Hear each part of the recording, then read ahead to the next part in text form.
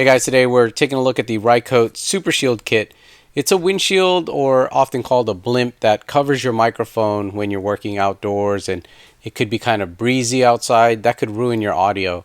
Now the reason I purchased this is I've been doing a lot of run gun type stuff, a lot of location stuff, and I try to do stuff outdoors because I don't really need to bring a lighting kit. I just find a good spot and then I have a good backdrop.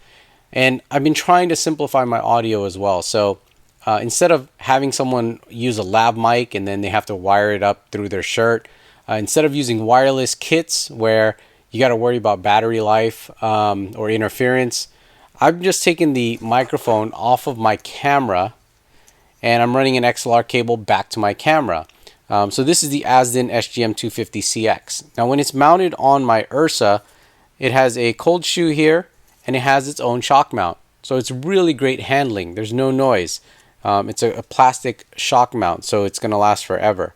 And then I have 48 volt phantom power. Like I said, I'm just running an XLR cable back to my camera. Now I carry this short little stick here. It's actually a boom pole, and then they have a 1/4-20 thread here underneath this microphone, so it's already there. And now I have a boom pole with a shock mount, and then I just run my cable back. Now this is a telescoping boom pole, so it is actually really long. And so I'll use that kind of as my run gun type kit. But when I'm outdoors, I got to protect the microphone. So you could use either a furry, but I really wanted to get into a blimp because there are some days where it's just too windy.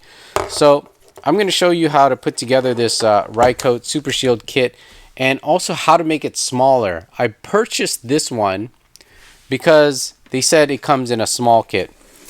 As you can see, it says Super Shield kit small. They have a medium and a large. This is the small kit, but this kit still fits microphones like this SGM250 over here.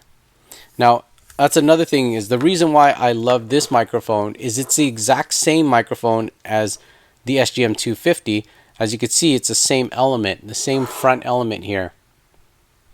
The only difference is this one has a battery tray, so you could use a AA battery if you want it self-powered.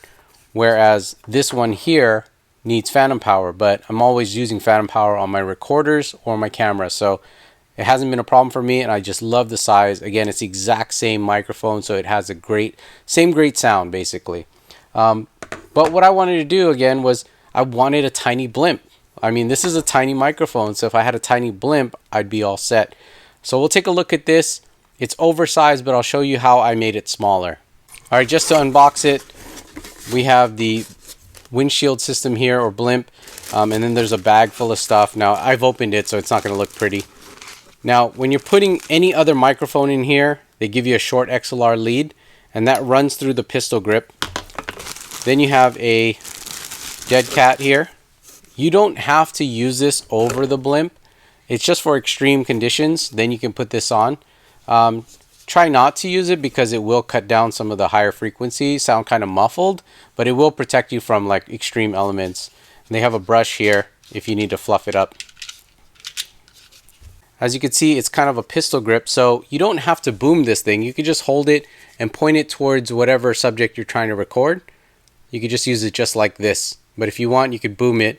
Right now there's a 3/8 underneath, but you can always step that up or down. Now to get your microphone inside, these pods, this is a rear pod and front pod, we turn these counterclockwise and they hold on pretty good.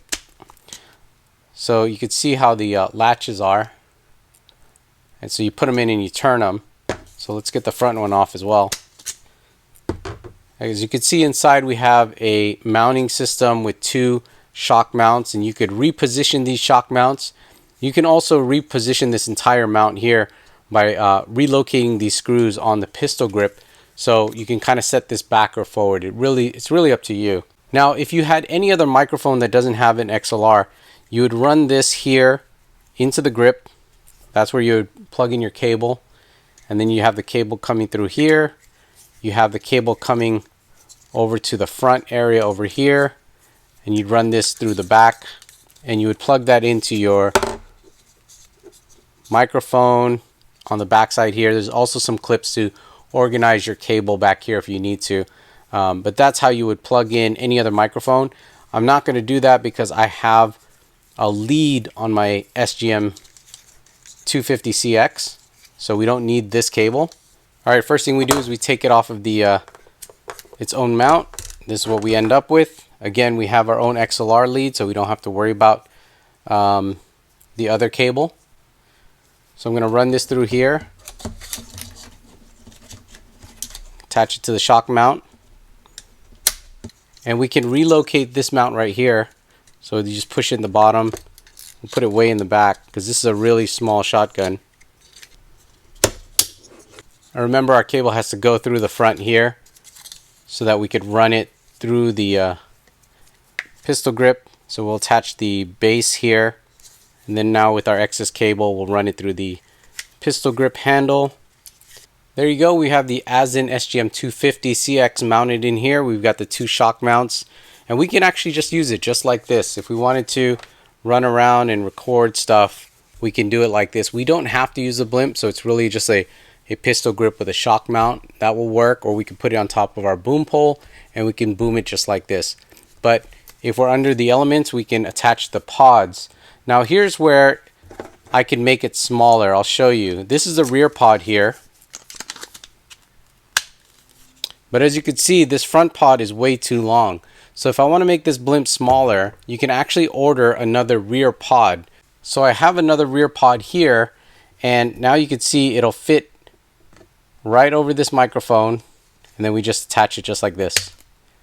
Now we have a really small blimp, and I measured this earlier.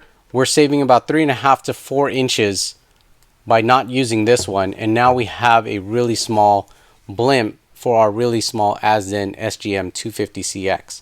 So we're going to get the same great sound as this full-size microphone, but we have it inside of a blimp that's a lot shorter because we modified it by adding a second rear pod. Now you can see there's arrows here, so you know which way is the front. Also, the cable is always on the front side as well, so, or you can mark it if you don't know, so you know which way to point it. But that's exactly what I wanted. I was looking for a small blimp to fit that small microphone, and I think it came out really well by doing this. I didn't see other options out there where I could. I saw some guys actually cutting their Rode blimps, where this one, it's kind of modular, so you're able to just swap it out. So if you have short shotgun microphones, you could throw it into the Super Shield and get 2 rear pods, and you're good to go. This is a great little blimp system. The only problem you're going to run into is your dead cat. This one is going to be 3.5 to 4 inches too long for this blimp. You could still cover it. It'll still work the same, but it'll be a little bit extra fur. Me, I permanently plan on cutting this and sewing it down because I don't see myself using any other microphone in here. But you could just keep it the same length, use it as it is whenever you need it. And you always have your backup pod if you want to swap a microphone out to something else. And people rent this stuff, so I can rent this out as a kit if I really had to. But for me, this is exactly what I wanted. It's a small microphone, great sound, and a small blimp, and this is going to survive most of those elements out there. If you guys have any questions, I'm going to have links below this video in the description and also on the blog cheesycam.com.